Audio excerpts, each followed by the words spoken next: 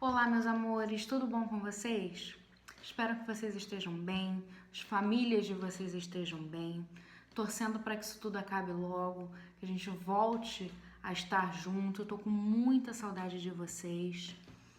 Bom, nós vamos a partir de agora entrar no volume 2 do livro.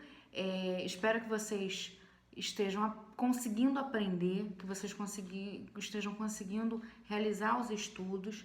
Lembrando, qualquer dúvida, entrem em contato comigo. Façam anotações, resumos, anotem as perguntas e não deixem de tirar as dúvidas de vocês. Então vamos ao conteúdo de hoje? Governos totalitários, módulo 10 e 11. Nós estamos estudando o período entre guerras, entre a Primeira e a Segunda Guerra Mundial. Então, nesse período entre as guerras, a gente tem a crise de 29 e o surgimento dos governos totalitários.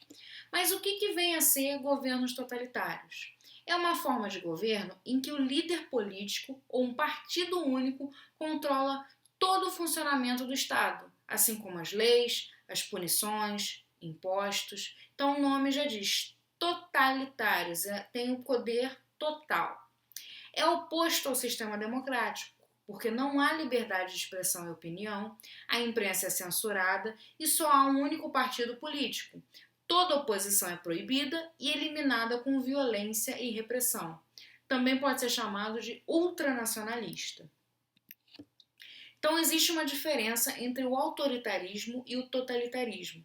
O totalitarismo não é um simples governo de ditadura, ele tem outras questões. Então, um governo autoritário, o povo é indiferente. Então, o povo não tem nenhum sentimento sobre o que está acontecendo, não é uma escolha do povo, aquele líder está ali, então, e o povo nem apoia nem desapoia. Por isso que nós chamamos de um povo indiferente. Há uma submissão passiva, as pessoas obedecem porque tem que obedecer, mas na verdade elas não obedecem porque acham que é necessário. Obedecem porque se não obedecer vai acontecer alguma coisa. Por isso a gente chama de submissão passiva. Despolitização, então não há um apoio político da sociedade para isso. Simplesmente é um governo autoritário, elas mandam e eles têm que fazer. E ao fim de todos os partidos políticos e sindicatos. Então só tem uma pessoa governando. Já no totalitarismo é diferente, porque o povo está mobilizado, o povo apoia esse governo. Muitas das vezes é o povo que escolheu aquele governo e apoia aquele sistema. Há um comportamento mais ativo, a população vai às ruas, apoia aquele governo, faz manifestações. Há uma militância, há um apoio político. Enquanto no autoritarismo a população está indiferente, está passiva, no totalitarismo há uma militância que apoia aquele governo. E há um único partido e sindicato, diferente do autoritarismo que não há nenhum. Então, no totalitarismo vai haver um partido político e somente ele. E de qual governo totalitário nós vamos falar nesse momento?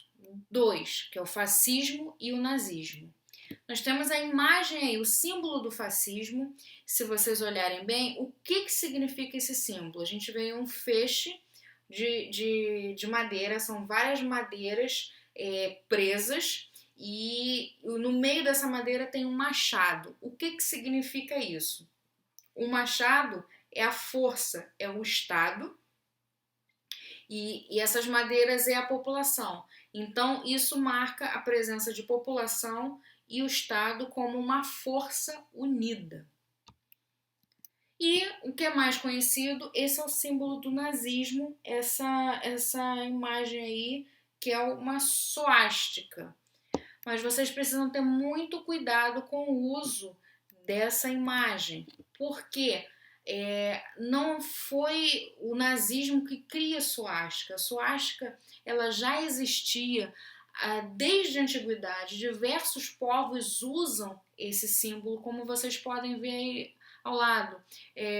Dentro povos cristãos, povos como China, Japão, os islâmicos, os celtas, tem imagens que lembram a suástica. Cada um tem um uso diferente da suástica. Então, por exemplo, os hindus usam muito o desenho da suástica. Então, se um dia vocês forem parar num templo hindu, vão ver uma suástica grandona, pelo amor de Deus, não achem que esses hindus são nazistas. É porque eles fazem um outro uso dessa imagem. Hitler, quando cria o nazismo e pega esse símbolo, ele se apropria desse símbolo para usar como símbolo do nazismo. E hoje, quando a gente olha para a suástica, a gente não lembra dos outros povos, a gente lembra da situação que foi do momento do nazismo. Então, tenham cuidado com o uso dessa suástica, tá? E a suástica do nazismo, ela tem uma configuração, um desenho mais diferente dos outros. Então, muito atenção a isso. Um exemplo do que eu estou falando olha essa imagem. A gente tem o desenho de uma suástica com o símbolo da Coca-Cola. Uma pessoa desavisada vai achar que a Coca-Cola apoiava o nazismo. Mas se a gente olhar na legenda, diz que é um brinde feito pela Coca-Cola em 1925. Nesse período, o nazismo ainda não existia.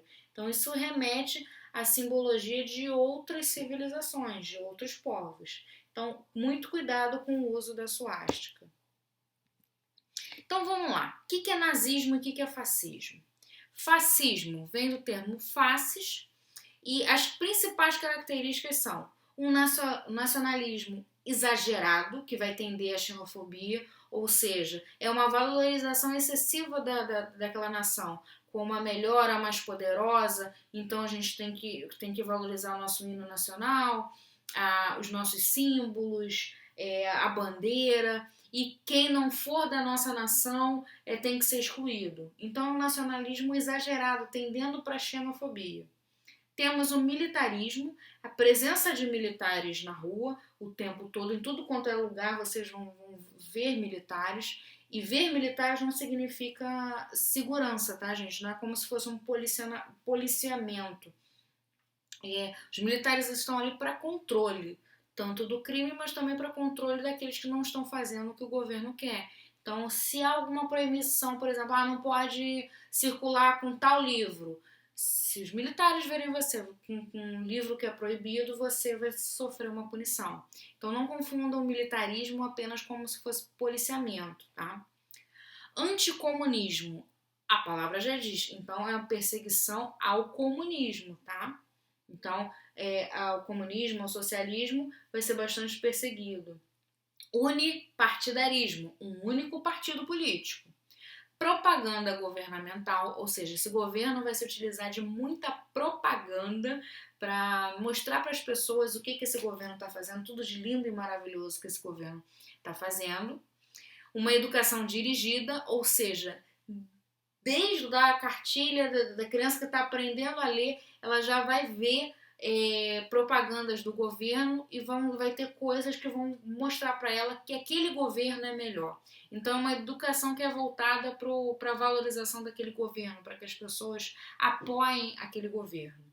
E culto ao líder, a figura daquele líder, vocês vão ver cartazes, imagens daquele líder em tudo quanto é lugar, as pessoas saudando, fazendo saudações ao líder, aos símbolos daquele governo. Então, o culto ao líder não significa que as pessoas vão fazer, adorar, acender uma vela para aquele líder, mas as pessoas vão começar a seguir aquela liderança, a figura daquele líder.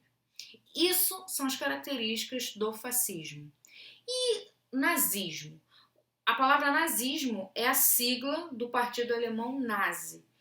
E qual é a diferença do nazismo e do fascismo? O nazismo tem todas as características do fascismo. Nacionalismo extremado, militarismo, anticomunismo, unipartidarismo, propaganda governamental, educação dirigida, culto ao líder. Tem tudo isso. Mas qual é a diferença? O nazismo tem 3 características que o fascismo não tem. Racismo, ou seja, uma política de eugenia. O que quer dizer isso? Eugenia significa como se fosse uma raça do bem. A teoria eugênica diz que existe uma raça que é superior às outras. Então, se tem uma superior, quer dizer que as outras são inferiores. Só que tem umas que são mais inferiores ainda e precisam ser exterminadas, porque elas são um mal para a sociedade. Então, dentro dessa teoria, quem é que vai se tornar o mal a ser exterminado? Principalmente pessoas com doenças mentais, deficientes físicos, por exemplo, quem nasce com algum cegueira, surdez, sem algum membro, e aí você vai até com características mais simples. Então, sabe aquelas pessoas que têm manchas no rosto, verrugas? Isso tudo deve ser exterminado. Por que eu tenho que matar essas pessoas? Para não correr o risco delas se reproduzirem e passarem esse gene defeituoso para outras pessoas. Então, isso é o que vai destacar. No fascismo não tem isso, mas o nazismo tem essa política racista, de raça. E aí, como o nazismo acontece na Alemanha, qual é a raça superior? É a raça ariana que deu origem aos alemães. Então, o que é um ariano ideal? É aquele louro do olho azul, de narizinho fino e tal. É isso que tem que ser, é a raça pura. Então, essa raça tem que ser misturada com as outras para melhorar. E agora as raças inferiores devem ser exterminadas. Além dessa política eugênica, tem também o antissemitismo. Atenção a essa palavra. Semita significa judeu. Então, antissemita é anti-judeu. É a perseguição aos judeus. E por que os judeus? Os judeus desde sempre foram perseguidos na história da humanidade. Isso vem lá do sexto ano, quando vocês estudaram a divisão do povo hebreu. E aí os judeus se espalharam pelo mundo e foram levados cativos, e depois, quando saíram da escravidão, eles se espalharam pelo mundo, já não tinham mais o seu território. E é um povo que se enriqueceu muito, muito rápido. Então, um povo que não tem território, não tem uma nação, e que ainda assim se enriquece muito rápido. Então, além disso, tem a questão dos judeus não reconhecerem a Jesus Cristo como o Salvador. Eles reconhecem apenas como um profeta, um grande líder, mas não reconhecem como um salvador. Então, o catolicismo vai começar a criticar o judaísmo por conta disso, a falta de território. Então, desde sempre, eles são perseguidos. E aqui, no nazismo, eles continuam sendo perseguidos e eles são relacionados ao mal da humanidade. Então, os judeus vão ser muito perseguidos. E, além disso, o expansionismo territorial, que é a ideia do espaço vital, a ideia de que a Alemanha tem a obrigação de expandir o seu território. Então, diferente do fascismo, que não pensava nisso, o nazismo vai querer invadir e conquistar novos territórios. Então, é basicamente isso.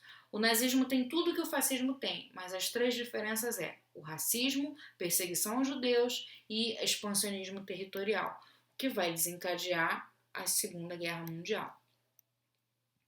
Os governos fascistas, exemplos de governos fascistas.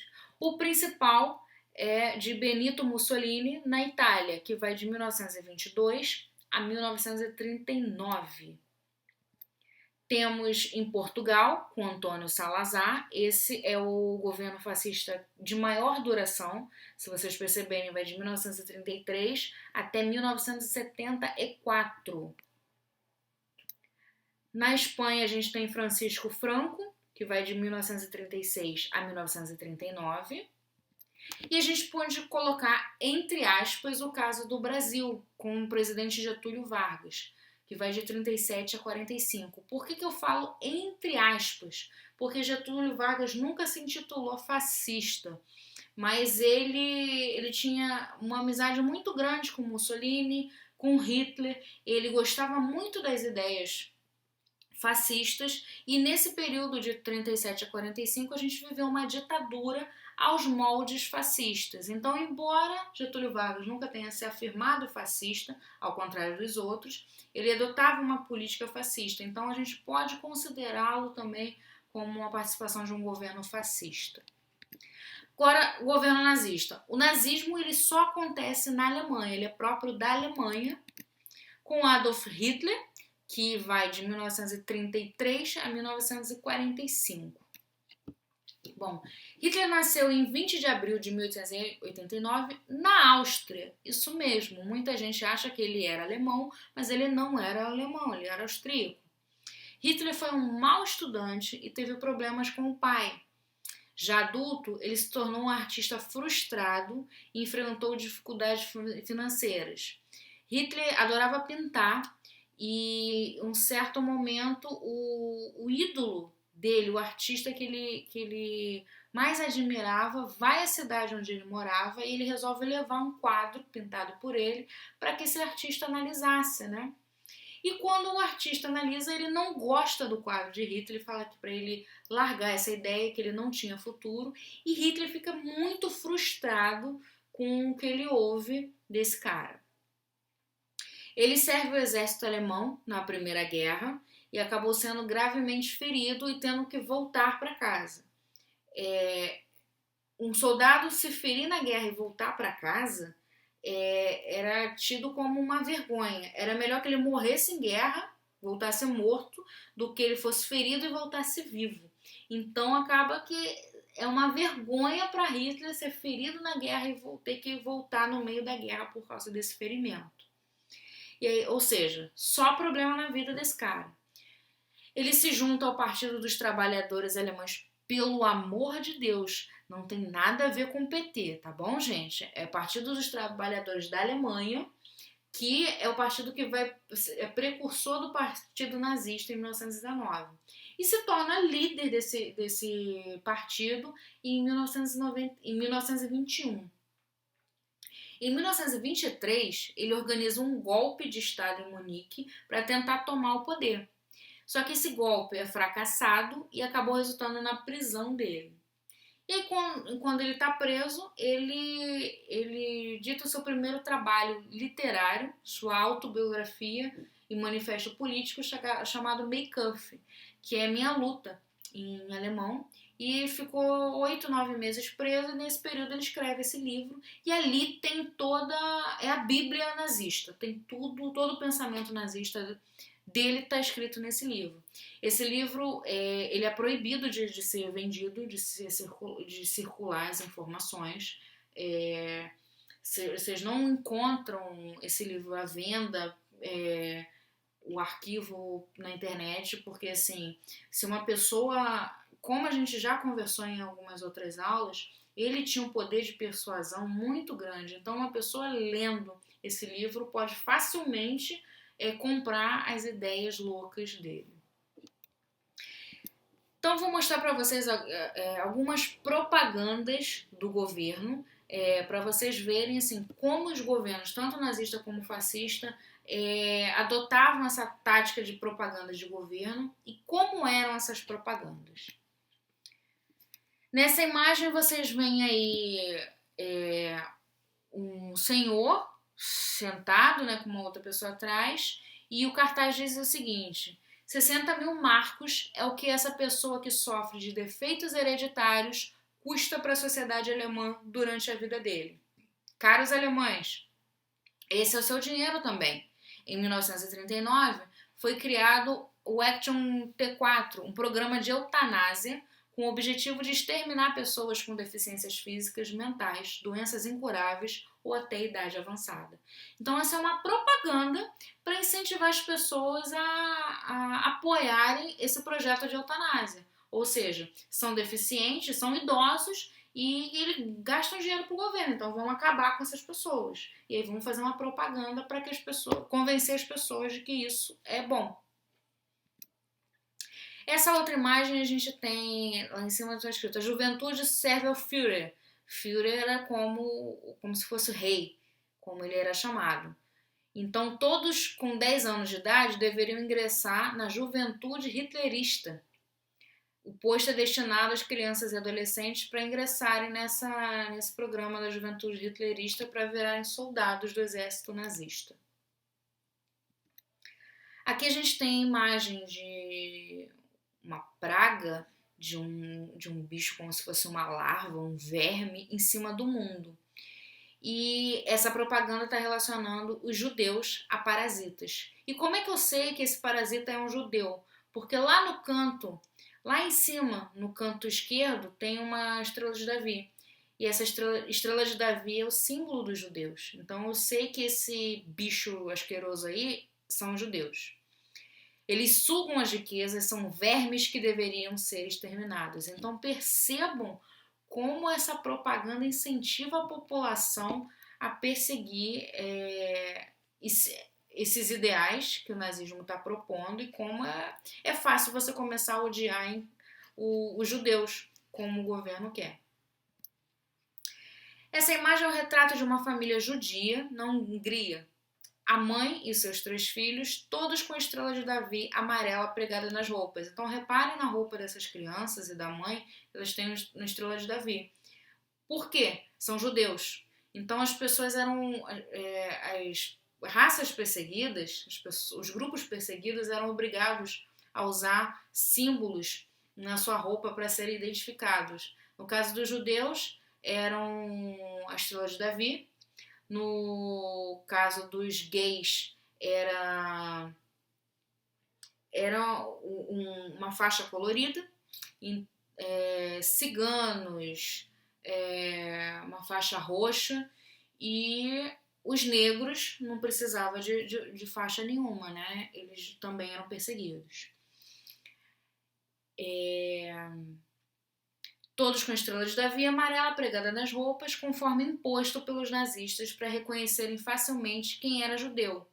Pouco após ter havido tirado essa foto, eles foram deportados para Auschwitz e lá foram assassinados. Auschwitz era um campo de concentração, é um dos maiores campos de concentração do nazismo, que fica na Polônia. E o que eram os campos de concentração? Eram lugares onde essas pessoas de raça inferior eram colocadas. Se dizia para a população que essas pessoas iam para os campos de concentração para trabalhar. Ali eles tinham casa, comida e trabalhavam. Mas na verdade não era isso que acontecia. Essas pessoas iam para morrer, simplesmente para ser exterminada. E não interessa quem seja, podia ser homem, mulher, grávida, criança, principalmente crianças, porque as crianças seriam um potencial judeu, é um judeuzinho, né, que ia se tornar um judeu adulto. Então, crianças também eram exterminadas sem dó nem piedade. Temos aí o exemplo dessas 2 criancinhas, judeus identificados, que também morreram em campos de concentração. Essa é uma capa de um livro infantil alemão, também com um teor anti-judeu, antissemita. Se vocês podem olhar ali em cima, tem um símbolo da estrela de Davi, e ali diz: confie tanto no juramento de um judeu quanto em uma raposa no mato. Ou seja, judeus não são de confiança. Então você tem uma criança aprendendo isso, imagina quando ela crescer e se tornar adulta, o que ela vai pensar sobre um judeu. Aqui também é uma ilustração de um livro infantil, também com teor anti-judeu. A placa diz: judeus não são bem-vindos aqui. Aqui nós temos a foto da propaganda nazista que mostra a amizade entre uma mulher ariana e uma negra. E esse título diz: o resultado, a perda do orgulho nacional. A mistura entre um branco e um negro acaba sendo a perda do orgulho racial. Aqui são imagens para vocês terem ideia de como é esse culto ao líder, a imagem desse governo. Então aí vocês veem a suástica espalhada em tudo quanto é lugar. Aqui a gente vê algum evento, um comício, né? E essa população aí não são soldados, tá, gente? São a população normal que está aí apoiando o governo. Mais uma vez, para vocês terem ideia de que isso acontece com o apoio e aprovação da população. E aqui as meninas fazendo a saudação nazista, com os braços estendidos, cumprimentando Hitler, e a gente vê a suástica também espalhada. Uma imagem, Hitler ao centro, com a bandeira nazista, e se vocês perceberem, tem uma águia que está descendo dos céus, e os céus têm luzes que estão indo para a cabeça de Hitler. Então, o que isso quer dizer? Como se Deus tivesse escolhido esse homem para salvar o mundo, para salvar a nação, salvar a Alemanha. Aqui são prisioneiros húngaros, todos judeus, chegando ao campo de concentração em Auschwitz. Olha a quantidade de pessoas.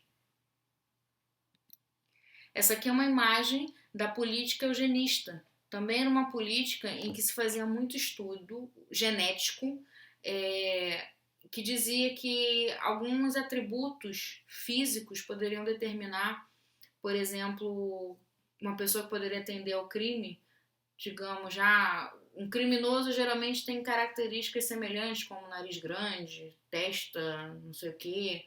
Então, estudos para medir tamanho de cabeça, tamanho de orelha, nariz, essas coisas, para dizer que aquela era uma raça inferior.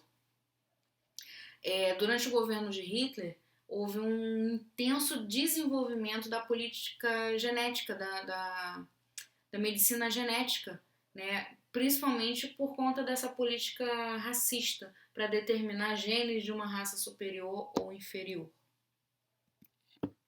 Aqui nós temos a Olimpíada de 1936, que acontece na Alemanha, com Hitler lá assistindo, e logo abaixo a gente vê toda a população no estádio fazendo a saudação nazista.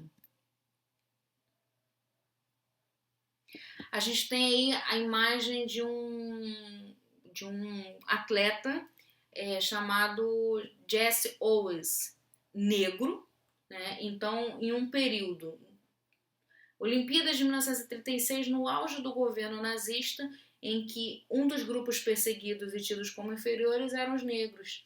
E Jesse Owens, um negro, ele ganha essa corrida em primeiro lugar. E aí, isso é uma das teorias, é um fato que vai acabar com a teoria de que, essa teoria racial, de que os negros são inferiores, porque se forem inferiores, ele não tinha condições de conseguir o primeiro lugar. Era 1936, a Olimpíada, os Jogos de Hitler. Jesse Owens acaba de completar o revezamento 4x100 e conquistou a sua 4ª medalha de ouro. A história de que ele era subhumano por ser negro e da recusa de Hitler de apertar a mão foi alardeada pelo mundo afora. Como ele era o líder da nação, Hitler tinha que entregar a medalha de ouro para o ganhador. E ele se recusa a dar a medalha para Owens, porque ele era negro. Até os alemães mais radicais, mais racistas, ficaram admirados com os esforços de Owens, e a notícia de sua proeza vazou pelas brechas. É a quebra dessa ideia racista de que os negros eram inferiores. Aqui a gente tem algumas imagens fortes sobre esse holocausto judeus, né, que iam para os campos de concentração, e como vocês podem perceber, eles não iam lá para receber comida e trabalhar, eles eram largados à própria sorte, eram obrigados a usar uniformes como se fossem pijamas. Aqui a gente vê umas centenas de corpos empilhados, eram pessoas que morriam, e eram tantas que não tinham nem valas, não tinham nem sepulturas para eles, eram abertos valas e simplesmente jogados.